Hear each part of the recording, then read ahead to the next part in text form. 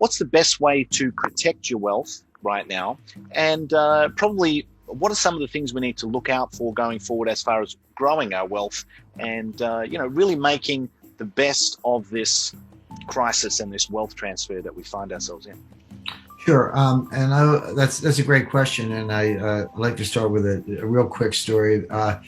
Go back to 1922, the German Weimar Republic hyperinflation, and that's a well-known story. Everyone knows what happened. We don't need to recite that.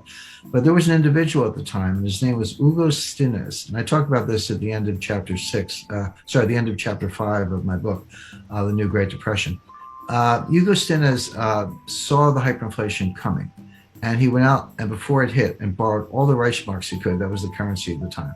And he invested in hard assets. He bought coal, steel, shipping assets, railroads, etc. Then he just waited. And here comes the super hyperinflation. Well, he paid back all the debts. I like to say he paid pennies on the dollar, but it was a millionth of a penny on the dollar. They were sweeping the currency down the sewers. But he went through the exercise of paying back his debt with this worthless currency, and he kept the assets. And he became the richest man in Germany. And I don't speak German, but his nickname was the Inflationskönig, which means the inflation king. So the point of the story, and it's a true story, you can look up Hugo Stinnes, the point of the story is even in the greatest hyperinflation in the history of developed economies, in the history of the world, this guy became the richest man in Germany because he saw it coming and he did the right thing. So the point I make to investors is that you're not helpless. We're in hard times.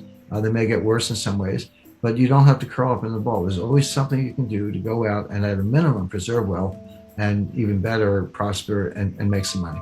So let's get specific about that. The first thing, and I hate cliches, this is going to sound like a cliche, but it's important to explain what it means, is you need to have diversification. Now that sounds obvious. Every economics teacher will say you have to diversify your assets, but people don't really understand it. I've run into investors and they say, well, I'm highly diversified. I've got 30 separate stocks in 10 sectors. I've got semiconductors, consumer non-durables, utilities, et cetera. And I go, no, you're not diversified. You may have 30 stocks, but you have one asset class. It's called stocks, and they go up together and down together, and you're not protected at all. So by all means, have a slice in stocks. That's fine, but I recommend a significant slug of cash. And people go, well, cash has no yield, and why would you have cash, et cetera? But cash, first of all, if we have deflation, not inflation, cash could be your best performing asset because the real value of cash goes up in deflation. Your money is worth more, even though there's no yield, because it has more buying power. But more to the point, here's what's not well understood. Cash has embedded optionality. If you're the person, right now visibility is poor. We don't know exactly what's going to happen. I have a forecast, but you've got to really constantly update it. But as visibility improves, and we can see who's going to win the tug of war between deflation and inflation. If you're the person with cash, you can pivot. Maybe you want to buy more gold because here comes the inflation, or maybe everything ends well and you want to buy more equities instead. Well, you can do that if you have cash. If you throw all your money in private equity and you decide that's not such a good bet, good luck getting your money back from Henry Kravis. I mean, he's a great private equity manager, but he's not going to give you your money back early. You're stuck. So it's a good idea to keep some cash in reserve. Beyond that, some alternatives, some room for private equity, room for venture capital. I highly recommend residential real estate in what I call go-to locations. Let me just explain that briefly.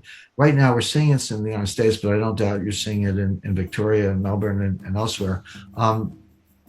People are getting out of the cities. I mean, cities have always been a trade-off. On the one hand, there's noise and pollution, a certain amount of crime and high taxes and all that. But on the other hand, you have museums and cultures and great restaurants, and there's a lot of buzz, and people find it very attractive.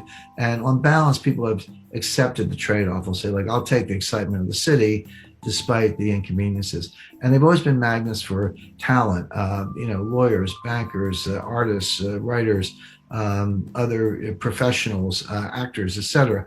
But now what's happened is we've got all the disadvantages, at least in the United States, the dearth and noise of pollution. Worse, murder rate in New York has doubled, suicide rates have tripled, drug abuse is up, etc. So we have the disadvantages are worse, but the benefits are gone. The museums are closed, Broadway's closed, et cetera. So people are just getting out of the cities.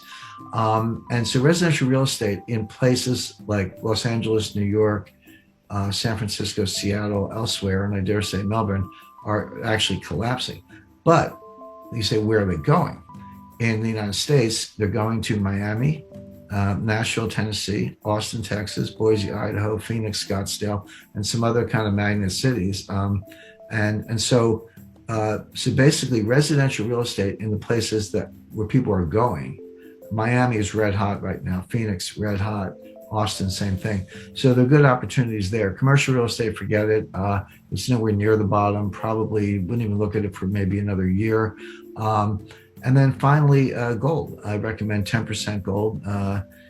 People, I talk about gold all the time, and people always want to put words in your mouth, and they go, well, Jim Rickards says, sell everything and buy gold. I've never said that. I don't believe that. It's not the end of the world. We'll get through it. We'll muddle through. But 10% gold, yeah, that's a good piece to have.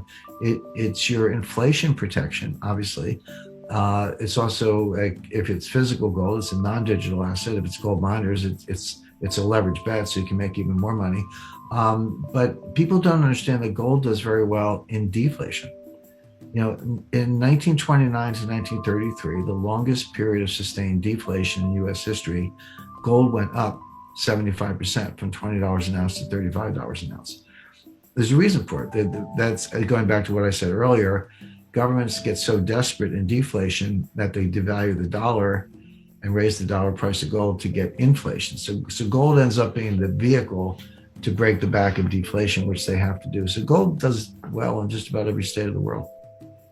In conclusion, as we navigate the complexities of today's economic landscape, the wisdom of historical experiences guides us towards sound wealth protection strategies. The story of Hugo Stinnes during the Weimar Republic's hyperinflation serves as a powerful reminder that even in the face of economic challenges, strategic decisions can lead to wealth preservation and prosperity. Diversification takes center stage as a misunderstood yet crucial aspect of building a resilient portfolio.